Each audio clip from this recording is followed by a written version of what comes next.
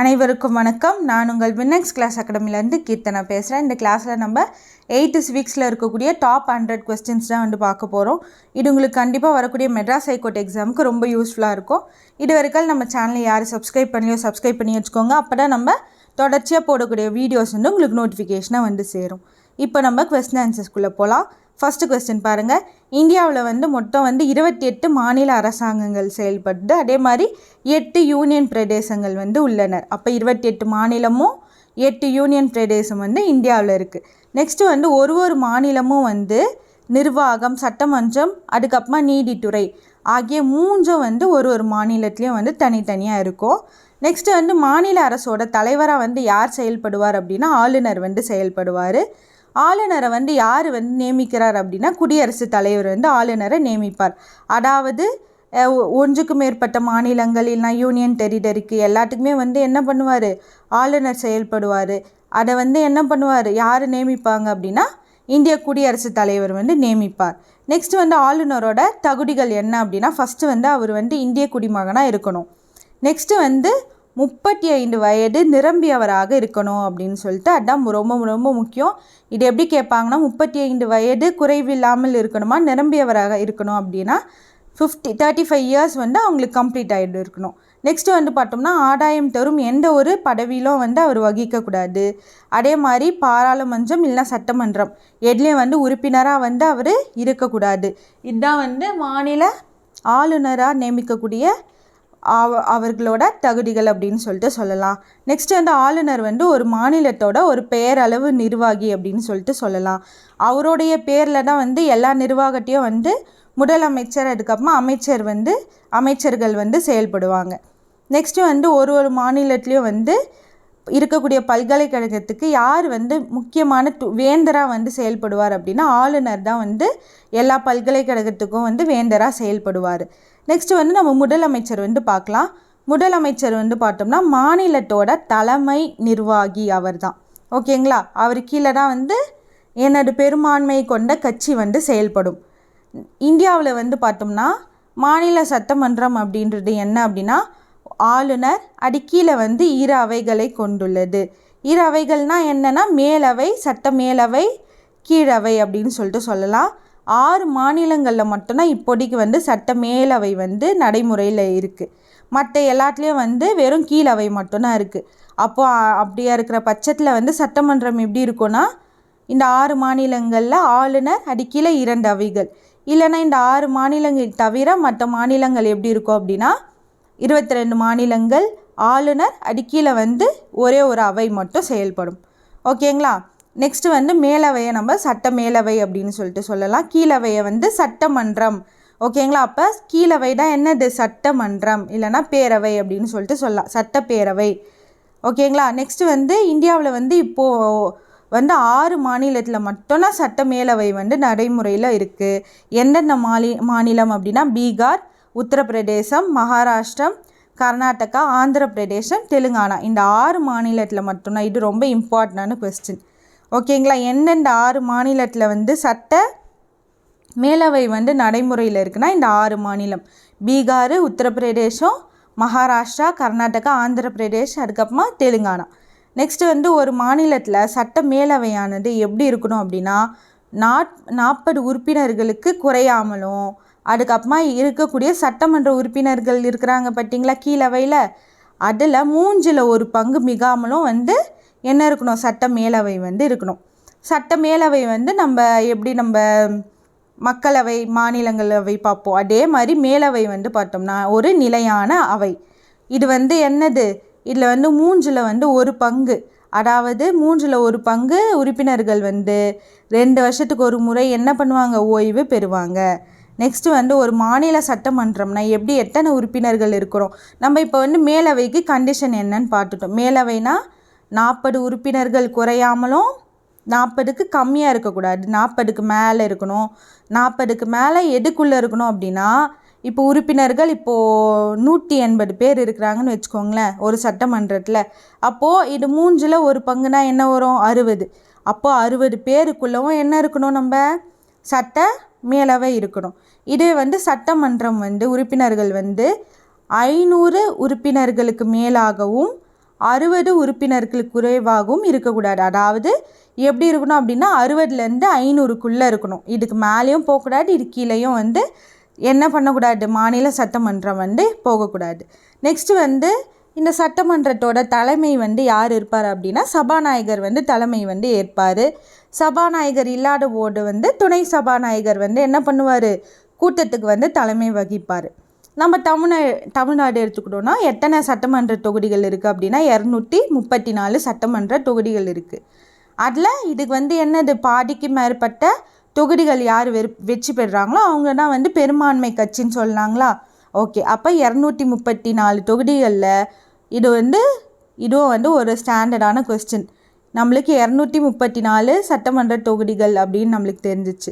இன்னொன்று என்ன அப்படின்னா எத்தனைக்கு அதிகமான தொகுதிகளில் வெற்றி பெறணும் அப்படின்னா 118 மேற்பட்ட தொகுதிகளில் வந்து வெற்றி பெற்றாதான் வந்து அந்த கட்சி என்னது, பெரும்பான்மை பெற்ற கட்சி அப்படின்னு சொல்லிட்டு நம்ம சொல்லலாம்.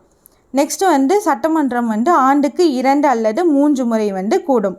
நெக்ஸ்ட் வந்து இப்போ என்ன பார்க்க போகிறோன்னா ஒரு ஆக்டில் வந்து நிறைய ஆக்ட் நம்ம புக்கில் கொடுத்துருக்குறாங்க. அந்த ஆக்டில் வந்து சட்டம் வந்து நம்ம எந்த வருஷம் அப்படின்னு பார்க்கலாம். சதி ஒழிப்பு சட்டம் 1829. ஓகேங்களா. இது வந்து ராஜாராம் மோகன் ராயோட முன்னெடுப்பில் வந்து யார் இது பண்ணியிருப்பாங்க, வில்லியம் பென்டிக் அவர்கள் வந்து இந்த சட்டத்தை வந்து எடுத்துகிட்டு வந்திருப்பாங்க. சதி ஒழிப்பு சட்டம் 1829. நெக்ஸ்ட்டு வந்து குழந்தை திருமண தடுப்பு சட்டம் வந்து சாரதா சட்டம் அப்படின்னு சொல்லிட்டு நம்ம சொல்லுவோம். அது வந்து பார்த்தோம்னா 1929.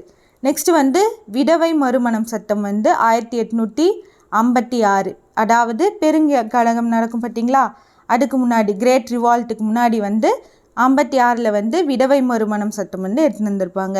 நெக்ஸ்ட்டு வந்து வரதட்சணை தடை சட்டம் வந்து ஆஃப்டர் இண்டிபெண்டன்ஸ் 1961 எடுத்துகிட்டு வந்திருப்பாங்க. பெண்களை வந்து கேலி செய்வதிலேருந்து தடுக்கிற சட்டம் என்னென்னா 1997. நெக்ஸ்ட்டு வந்து தொழிற்சாலை சட்டம் 1948. தோட்ட தொழிலாளர்கள் சட்டம் 1951. சுதந்திரத்துக்கு அடுத்த வருஷம் கிடச்சிட்டு நம்மளுக்கு குடியரசு 50ங்களா, 1950. 51 வந்து தோட்ட தொழிலாளர்கள் சட்டம் எடுத்துன்னு வந்திருப்பாங்க. நெக்ஸ்ட்டு வந்து சுரங்கத்தில் வேலை செய்கிறாங்க பார்த்தீங்களா, அவங்களுக்கான சட்டம் வந்து 52. இன்னொன்று வந்து குடும்ப வன்முறையிலேருந்து பெண்களை வந்து பாதுகாக்கக்கூடிய சட்டம் வந்து 2005. இந்து வாரிசுரிமை சட்டம் அது எப்போ எடுத்துன்னு வந்தாங்கன்னா 1956. ஓகேங்களா. இது ரெண்டுத்தையும் நம்ம கம்பைன் பண்ணி படிச்சுக்கலாம். எப்படின்னா 1856னா விதவை மறுமணம், இதுவே வந்து இந்து வாரிசுரிமை சட்டம்னா 1956. ஓகேங்களா. இந்த சட்டம் வந்து என்ன சொல்லலாம், நம்ம இந்து வாரிசுரிமை சட்டம் அப்படின்னு சொல்லிட்டு சொல்லாங்களா. இதை வந்து தமிழ்நாடு சட்ட திருத்தம் 1989 அப்படின்னு கூட நம்ம இந்த சட்டத்தை வந்து அழைக்கலாம். ஓகேங்களா. இந்த சட்டத்தின் மூலம் எப்படின்னா தமிழ்நாட்டில் இருக்கக்கூடிய இந்து கூட்டு குடும்பத்தில் சொத்தில் வந்து பெண்களுக்கு என்னது சம உரிமை அப்படின்னு சொல்லிட்டு வழிவகை செய்யக்கூடிய சட்டம் எது அப்படின்னா இந்த சட்ட திருத்தம் தான். ஓகேங்களா. நெக்ஸ்ட்டு வந்து நம்மளுடைய தமிழ்நாட்டு மாநிலத்தோட சட்டமன்றம் வந்து எங்கே செயல்படுது அப்படின்னா சென்னையில் வந்து செயல்படுது. ஓகேங்களா. அது வந்து அதுவே வந்து நம்மளுடைய மாநிலத்தோட தலைநகரமாக வந்து செயல்படும். அதே மாதிரி ஒரு மாநிலத்துக்கும் வந்து சட்டமன்றம், அதுக்கப்புறமா ஒரு மாநிலத்துக்கும் தலைநகரம். இப்போ வந்து நம்ம கர்நாடகா எடுத்துக்கணுன்னா பெங்களூரு அப்படின்னு சொல்லிட்டு சொல்லாங்களா. அதே மாதிரி மகாராஷ்டிரானா மும்பை. அது மாதிரி ஒரு மாநிலத்துக்கும் வந்து சட்டமன்றம் அமைந்துள்ள இடம் வந்து மாநிலத்தின் தலைநகரமாக இருக்கும். ஓகேங்களா. அடுத்து வந்து மாநிலத்தில் உயரிய நீதி அமைப்பாக வந்து எது இருக்குது அப்படின்னா உயர் நீதிமன்றம். இதுவே வந்து நம்ம இந்தியாவில் பார்த்தோம்னா உச்ச நீதிமன்றம் வந்து செயல்படுது. இதுவே வந்து ஒரு மாநிலத்துக்கும் வந்து பார்த்தோம்னா தனித்தனியாக ஒரு உயர் நீதிமன்றங்கள் இருக்கும். அப்படி இல்லை, தனித்தனியாக உயர் நீதிமன்றங்கள் இல்லைன்னா 2 அல்லது 3 மாநிலத்துக்கு ஒரு உயர் நீதிமன்றம். இப்போ வந்து நம்ம மெட்ராஸ் ஹைகோர்ட் வந்து பார்த்தோம்னா நம்ம சென்னை தமிழ்நாட்டுக்கும் அதே மாதிரி யூனியன் டெரிட்டரியான பாண்டிச்சேரிக்கோ ஒரு பொதுவான ஒரு உயர் நீதிமன்றம் அப்படின்னு சொல்லிட்டு சொல்லலாம். அது மாதிரி 2த்துக்கும் மேற்பட்ட ஸ்டேட், அதாவது மாநிலம், யூனியன் டெரிட்டரி கம்பைன் பண்ணி கூட என்ன பண்ணலாம், உயர் நீதிமன்றங்கள் வந்து செயல்படலாம் அப்படின்னு சொல்லிட்டு சொல்லலாம்.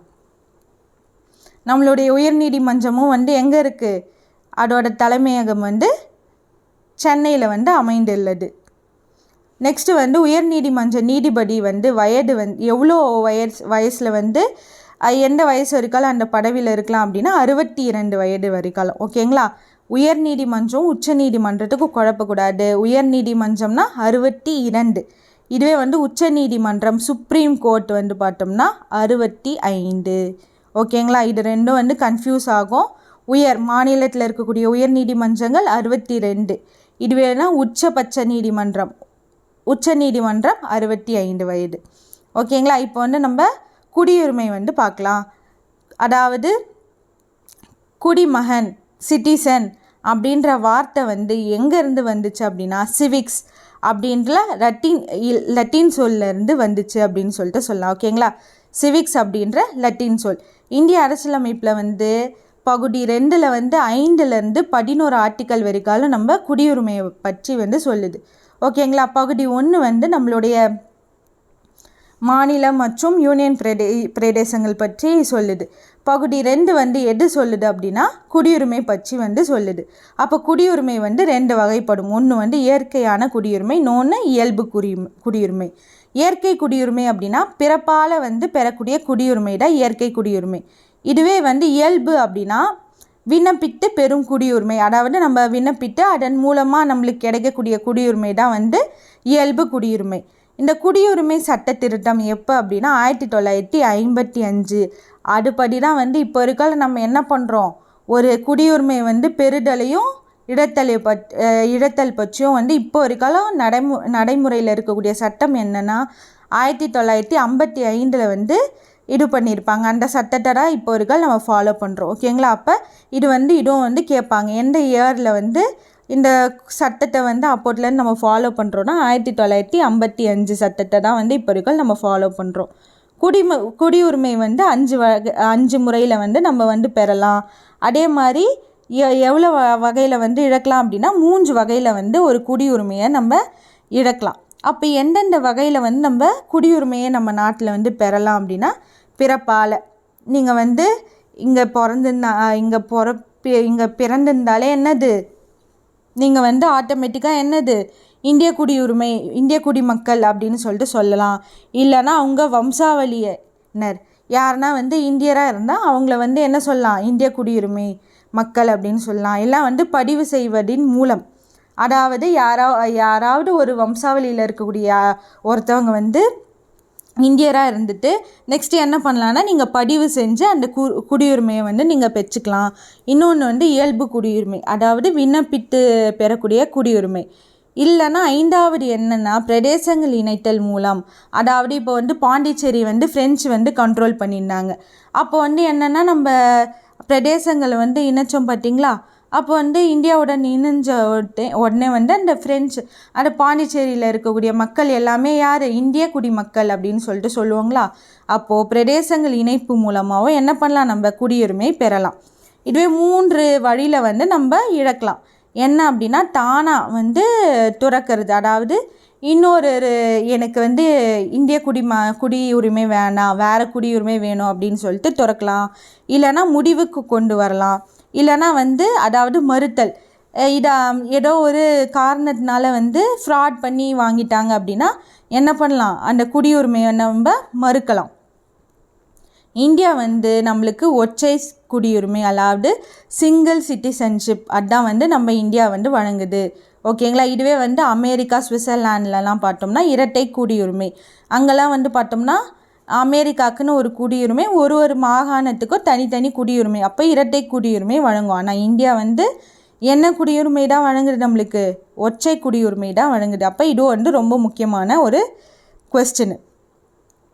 நெக்ஸ்ட்டு வந்து முன்னுரிமை அடிப்படையில் வந்து யார் வந்து நாட்டோட முதல் குடிமகன் அப்படின்னா நம்மளுடைய குடியரசுத் தலைவர், அவர் தான் வந்து நாட்டோட முதல் குடிமகன்.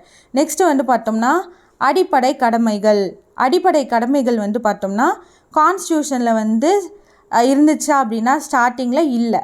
எப்போ வந்து எடுத்துன்னு வந்தாங்க அப்படின்னா அடிப்படை கடமைகள் வந்து நம்மளுக்கும் வேணும் அப்படின்னு சொல்லிட்டு இது வந்து நம்ம ரஷ்யாகிட்டேருந்து எடுத்தோம்.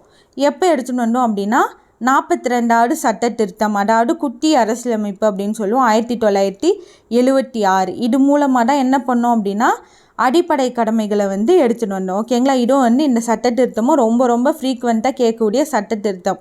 அப்போ எது மூலமாக வந்து அடிப்படை கடமைகள் வந்து நம்ம எடுத்துருந்தோம் அப்படின்னா 42வது சட்ட திருத்தம் 1976. நெக்ஸ்ட்டு வந்து இது வந்து குரூப் 4, இது வந்து நிறைய டைம் குரூப் 4 எக்ஸாமில் கேட்டுக்கிறாங்க. வெளிநாடு வாழ் இந்திய தினம் இந்த குரூப் 4ல் கூட கேட்ட கொஸ்டின். எப்போ? ஜனவரி 9. ஏன் இந்த ஜனவரி 9 சொல்கிறோம் அப்படின்னா, காந்தி அவர்கள் வந்து தென்னாப்பிரிக்காவிலேருந்து 1915 ஜனவரி 9 அப்போ தான் வந்து நம்ம இந்தியாவுக்கு வந்து ரிட்டன் ஆகிருப்பார். அதை தான் வந்து வெளிநாடு வாழ் இந்திய தினமாக வந்து நம்ம ஒரு வருஷமும் வந்து கொண்டாடின்னு வரும். நெக்ஸ்ட்டு வந்து ஜவஹர்லால் நேருவோட கூற்று என்னன்னு பார்க்கலாம். அவர் என்ன ஸ்டேட்மெண்ட் வந்து சொல்லியிருக்கிறார் அப்படின்னா, இந்தியா என்பது நம்பிக்கைகளையும் சமமாக போற்றி மதிக்கப்படும் இடமாக வந்து இருக்குது அப்படின்னு சொல்லியிருக்கிறார். அது யாரோட கூற்று அப்படின்னா ஜவஹர்லால் நேருவோட கூற்று. நெக்ஸ்ட்டு வந்து சமய சார்பின்மை அப்படின்ற சொல்லு வந்து லத்தீன் வார்த்தை செக்குலம் அப்படின்ற வேர்ட்லேருந்து என்ன பண்ணியிருக்கிறோம், எடுத்துருக்குறோம். செக்குலம் அப்படின்னா ஒரு காலம் அல்லது உள் உணர்வு அப்படின்னு சொல்லலாம். ஓகேங்களா? நெக்ஸ்ட்டு வந்து ஆங்கில பத்திரிகை எழுத்தாளரான ஜார்ஜ் ஜேக்கப் என்ன பண்ணுறார் அப்படின்னா செக்குலரிசம் அப்படின்ற சொல்லை வந்து உருவாக்குறார் ஃபஸ்ட்டு. இது வந்து ரொம்ப இம்பார்ட்டண்டான கொஸ்டின். யார் வந்து இந்த வேர்ட், அதாவது செக்குலரிசம் அப்படின்ற வேர்டை வந்து உருவாக்குனாங்க அப்படின்னா ஜார்ஜ் ஜேக்கப் அப்படின்றவர் தான் வந்து உருவாக்குனார். நெக்ஸ்ட்டு வந்து நாத்திகம் அப்படின்னா கடவுள் இல்லைனா கடவுள்கள் மீது நம்பிக்கை அற்று இருப்பது தான் வந்து நாத்திகம் அப்படின்னு நம்ம சொல்லலாம். நெக்ஸ்ட்டு சமய சார்பின்மை அப்படின்னா ஒரு அரசோ இல்லைனா எதுவுமே வந்து என்ன பண்ண முடியாது, ஒன்றின் மீது வந்து தலையிடாமல் நீங்கள் வந்து உங்கள் வேலை செய்யுங்க, நான் எந்த ஒரு சமயத்தின் மீதோ வந்து தலையிடலை அப்படின்னு சொல்கிறது தான் வந்து சமய சார்பின்மை. அப்போது இந்தியா வந்து ஒரு சமய சார்பற்ற நாடு அப்படின்னு சொல்லிட்டு நம்ம சொல்லலாம். அடுத்து வந்து இது வந்து ரொம்ப இம்பார்ட்டண்ட்டாக நிறைய டைம் கேட்கக்கூடிய கொஸ்டின்னு. கவிஞர் இக்பாலோட கூற்று என்ன அப்படின்னா, சமயம் என்பது நமக்கு பகைமையை போதிக்கவில்லை. ஓகேங்களா? அது என்ன சொல்லுது, நம்ம அனைவரும் இந்தியர்கள் மற்றும் இந்தியா நமது வீடு அப்படின்னு சொல்லிட்டு யார் வந்து சொன்னார் அப்படின்னா கவிஞர் இக்பால். அப்போ ஃபஸ்ட்டு நம்ம நேருவோட ஸ்டேட்மெண்ட் என்னன்னு பார்த்தோம். நெக்ஸ்ட்டு வந்து பார்த்தோம்னா கவிஞர் இக்பால் வந்து இது சொல்லியிருக்கிறாரு. இதுவும் ரொம்ப ரொம்ப இம்பார்ட்டன்டானது. இந்தியா நமது வீடு அப்படின்னு யார் சொன்னார் அப்படின்னா கவிஞர் இக்பால். நெக்ஸ்ட்டு வந்து பார்த்தோம்னா முகாலிய பேரரசர் அக்பர். அவர் வந்து என்னென்னா எந்த ஒரு மத சகிப்புத்தன்மை கொள்கையை வந்து பின்பற்றினார் அப்படின்னு நம்மளுக்கெல்லாம் தெரியும். அது என்ன கொள்கை அப்படின்னா தீன் இலாஹி அப்படின்னா தெய்வ நம்பிக்கை அப்படின்னு அர்த்தம். ஓகேங்களா? நெக்ஸ்ட் வந்து ரொம்ப முக்கியமானது ஆர்டிக்கல் வந்து பார்க்கலாம். பாலிட்டினாலே ஆர்டிக்கல் இல்லாமல் ஒரு கொஸ்டின்ஸ் நம்மளுக்கு கேட்க முடியாது.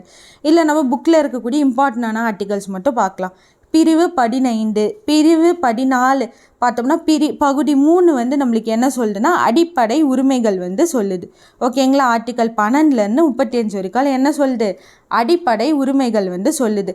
அப்போது வந்து பிரிவு 15 வந்து என்ன சொல்லுது அப்படின்னா சமயம், இனம், ஜாதி, பாலினம், பிறப்பிடம் இந்த 5 வகையிலும் என்ன பண்ணக்கூடாது, பாகுபாடு காட்டக்கூடாது. அதை வந்து தடை செய்கிற ஆர்டிக்கல் தான் வந்து பிரிவு 15. பிரிவு இல்லைனா சட்டப்பிரிவு ஆர்டிக்கல் எது வேணுன்னா நம்ம சொல்லலாம்.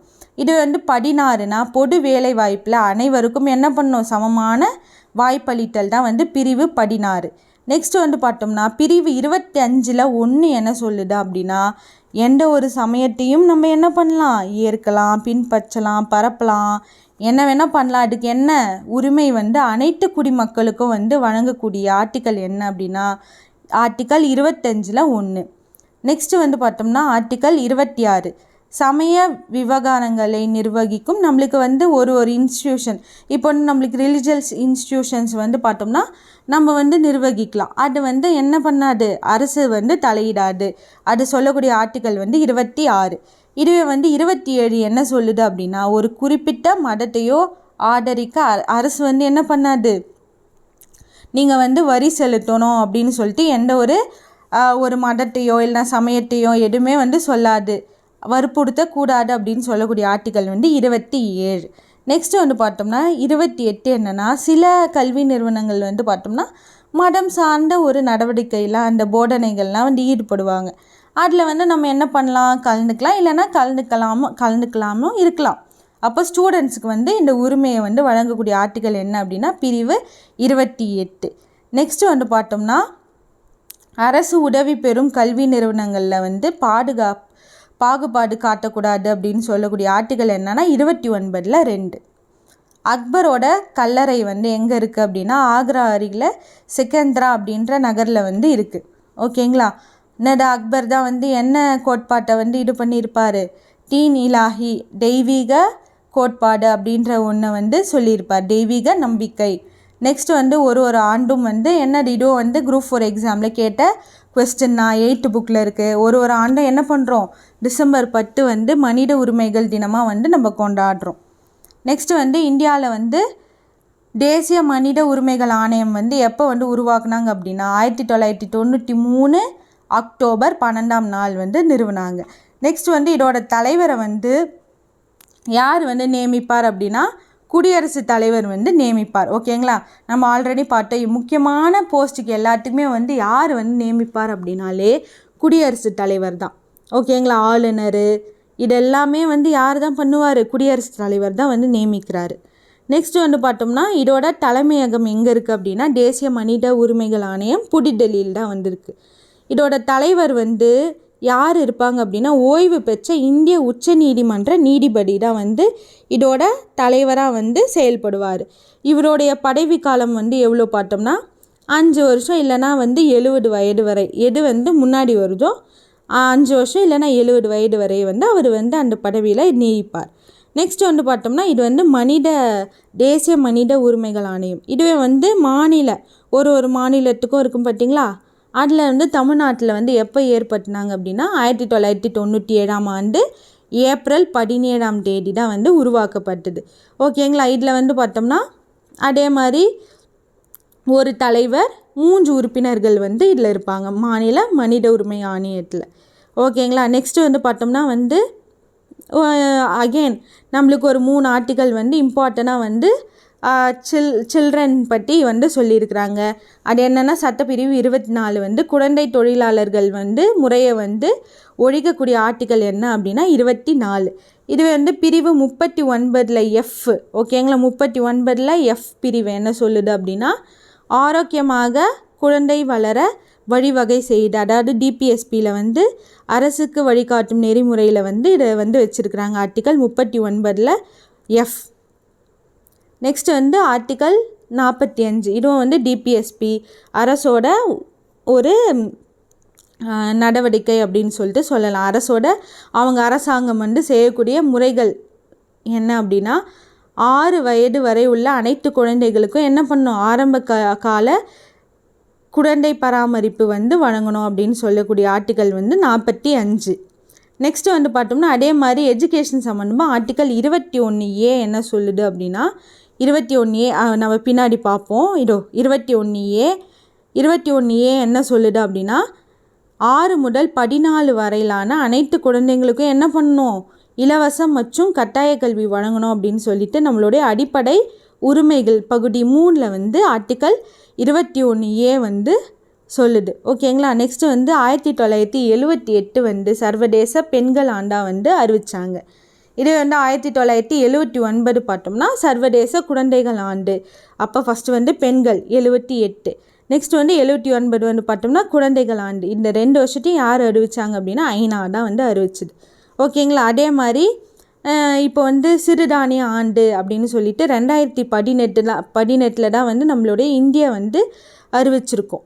ஓகேங்களா. இந்தியா வந்து அறிவித்த ஆண்டு 2018 சிறுதானிய ஆண்டு, மில்லட்ஸ் இயர் அப்படின்னு சொல்லிட்டு. இதுவே வந்து நம்மளுடைய ஐநா வந்து எப்போ அறிவித்தாங்க அப்படின்னா 2023, அதாவது போன வருஷம் வந்து என்னது சிறுதானிய ஆண்டாக நம்ம கொண்டாடணும். இதுவும் வந்து குரூப் 4 கொஸ்டின் தான். சமீபத்தில் இப்போ நான் வந்து குரூப் 4 எக்ஸாமில் கேட்ட கொஸ்டின். நெக்ஸ்ட் வந்து பார்த்தோம்னா குழந்தை தொழிலாளர்கள் சட்டம் எப்போ எடுத்துகிட்டு வந்தாங்க அப்படின்னா 1986. நெக்ஸ்ட்டு வந்து சிறார் நீதி சட்டம் அவங்கள வந்து பராமரிக்கக்கூடிய சட்டம் எப்போனா 2000 எடுத்துருந்தாங்க.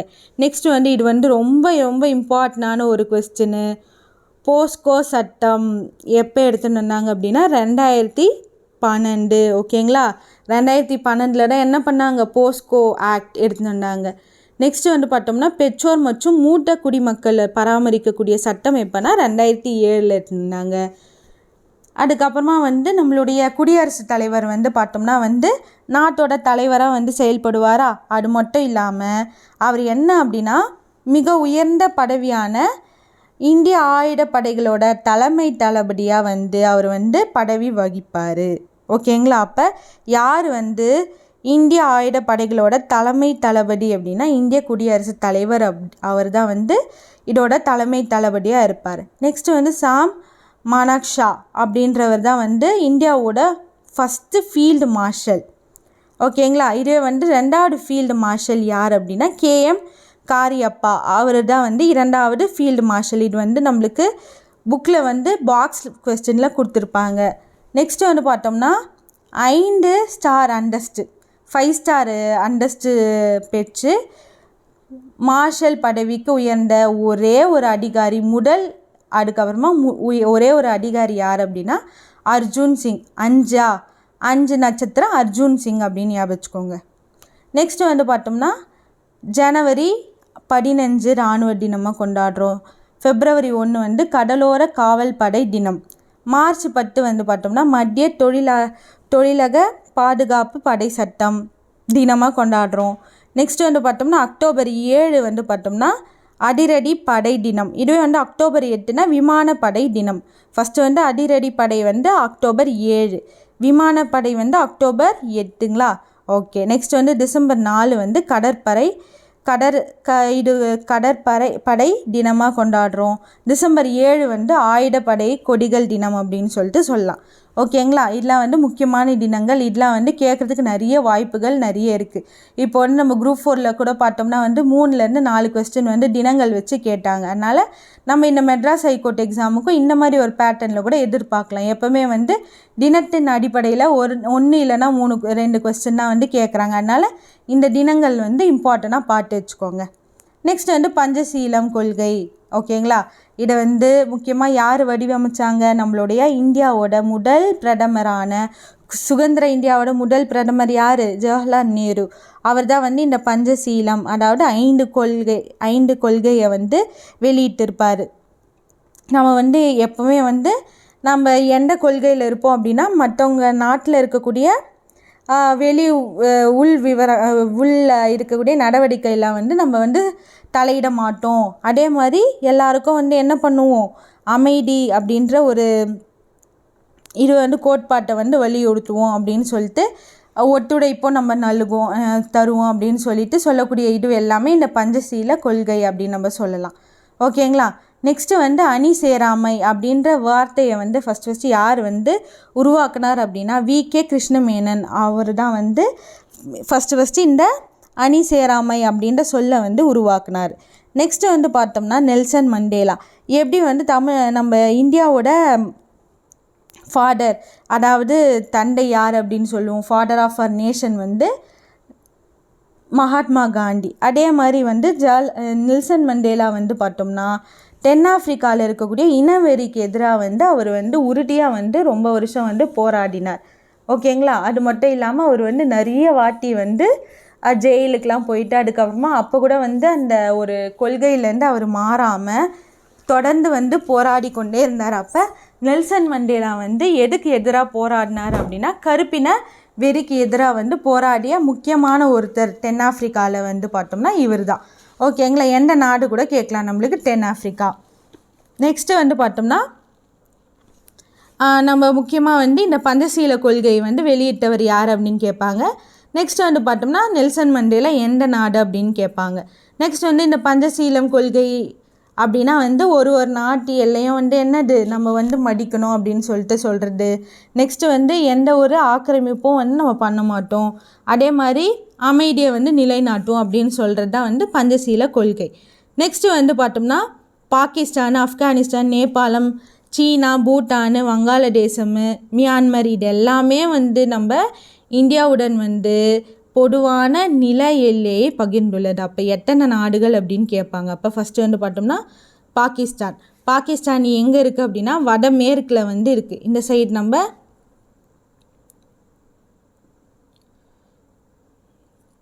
ஓகேங்களா? இங்கே வந்து பார்த்தோம்னா வடமேற்கில் என்ன இருக்குது? இங்கே நம்மளுக்கு பாகிஸ்தானு. நெக்ஸ்ட்டு வந்து இங்கே வந்து நம்மளுக்கு ஆப்கானிஸ்தான் இருக்குது. பார்த்தீங்களா? ஆப்கானிஸ்தானும் வந்து நம்மளுக்கு ஒரு 100 கிலோமீட்டர் வாக்கில் வந்து நம்மளுடைய நிலப்பரப்பை வந்து கடந்து செல்லுது. அப்போ ஆப்கானிஸ்தான். நெக்ஸ்ட்டு வந்து நேபாளம் வந்து பார்த்தோம்னா நேபாளம் எங்கே இருக்குது? இங்கே இருக்குது நேபாளம். நேபாளம் வந்து பார்த்தோம்னா வடக்கில் இருக்குது. நெக்ஸ்ட்டு வந்து சீனாவும் வடக்கில் இருக்குது. அதே மாதிரி பூட்டான் வந்து இங்கே இருக்கும் பார்த்தீங்களா? அப்போ பூட்டான் இந்த 3 நாடுகளும் வடக்கில் இருக்குது. நெக்ஸ்ட்டு வந்து பார்த்தோம்னா கிழக்கில் எந்த நாடு இருக்குது அப்படின்னா வங்காளதேசம் வந்து கிழக்கில் இருக்கும் நம்மளுக்கு. அதுக்கப்புறமா வந்து தூர கிழக்கில், அதாவது இங்கே கிழக்கில் எந்த நாடு இருக்குது அப்படின்னா மியான்மர் இருக்கும். நெக்ஸ்ட்டு வந்து பார்த்தோம்னா தென்கிழக்கில், அதாவது இங்கே வந்து பார்த்தோம்னா இது வந்து நம்ம நில எல்லைகள். இலங்கையோடு மட்டும் நம்ம என்ன பண்ணுவோம் அப்படின்னா கடல் எல்லையாக வந்து நம்ம கொண்டு இருக்கோம். அப்போ தென்கிழக்கில் வந்து என்ன இருக்குது நம்மளுக்கு? இலங்கை இருக்குது. அதே மாதிரி தென்மேற்கில், அதாவது இங்கே வந்து பார்த்தோம்னா தீவுகள், என்ன தீவுகள் இருக்கும்னா மாலத்தீவுகள் வந்து இங்கே இருக்கும். ஓகேங்களா? அப்போ இது எல்லாமே வந்து பார்த்தோம்னா நில எல்லைகள். ஒன்று இலங்கை மட்டும் என்னது கடல் எல்லையாக இருக்குது. மாலத்தீவு வந்து பார்த்தோம்னா இங்கேருந்து ரொம்ப கொஞ்சம் தொலைவில் தான் இருக்குது. ஆனால் வந்து முக்கியமாக வந்து நம்ம இலங்கை மட்டும்தான் வந்து பொதுவான கடல் எல்லையை வந்து கொண்டுள்ளது அப்படின்னு சொல்லிட்டு நம்ம சொல்லலாம். நெக்ஸ்ட் வந்து சார்க் அமைப்பில் வந்து எத்தனை உறுப்பு நாடுகள் இருக்குது அப்படின்னா 8 உறுப்பு நாடுகள் இருக்குது. நம்மளுக்கு தெரியும், இந்தியா, வங்காளதேசம், பாகிஸ்தான், நேபாளம், நெக்ஸ்ட் பூட்டான், இலங்கை, மாலத்தீவு, ஆப்கானிஸ்தான், அதாவது நம்ம கிட்ட இருக்கக்கூடிய நாடுகள் எல்லாமே வந்து என்னது இந்த கூட்டமைப்பில் இருக்குது. நெக்ஸ்ட்டு வந்து பார்த்தோம்னா வந்து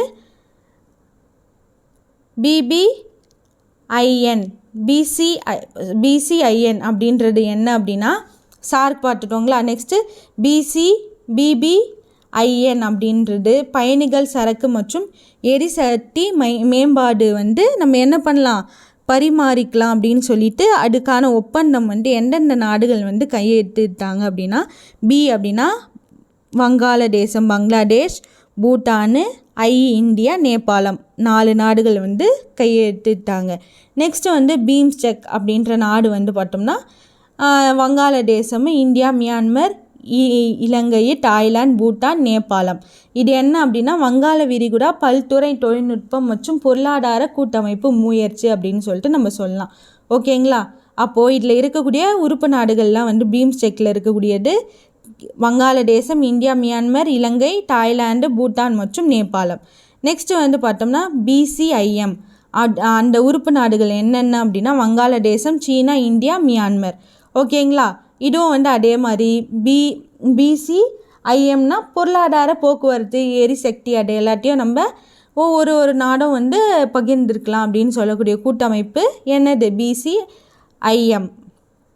நெக்ஸ்ட்டு வந்து தென்கிழக்கு ஆசியா வந்து பார்த்தோம்னா இந்தியாவின் வடகிழக்கிலேருந்து தான் வந்து ஆரம்பமாகுது. ஓகேங்களா?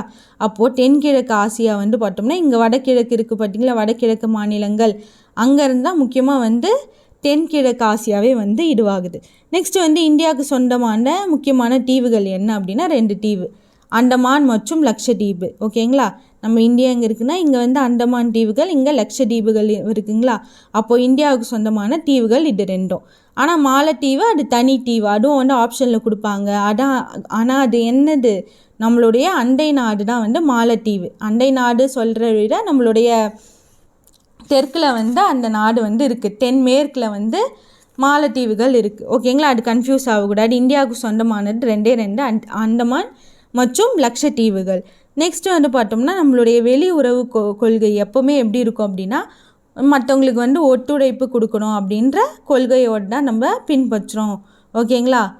அதுதான் வந்து நம்மளுடைய வெளியுறவு வந்து ஸ்ட்ராங்காக வந்து நம்மளுக்கு இருக்கிறதுக்கான காரணம். எக்காரணத்துக்கு கொண்டு நம்ம என்ன பண்ண மாட்டோம், ஃபஸ்ட்டு போரை வந்து அறிவிக்க மாட்டோம். எல்லாமே வந்து அமைதியுடன் போகணும் அப்படின்றது தான் நம்மளுடைய வெளியுறவு கொள்கை. இதோட வந்து நம்ம 8th இருக்கக்கூடிய சிவிக்ஸ் டாப்பிக்கு கவர் ஆகிடுச்சு. நெக்ஸ்ட்டு அடுத்த வீடியோவில் வந்து பார்க்கலாம். இன்னும் நம்ம சேனலை யாரும் சப்ஸ்கிரைப் பண்ணி வச்சுக்கோங்க. அப்போ தான் நம்ம தொடர்ச்சியாக போடக்கூடிய வீடியோஸ் வந்து உங்களுக்கு நோட்டிஃபிகேஷனாக வந்து சேரும். தேங்க்யூ.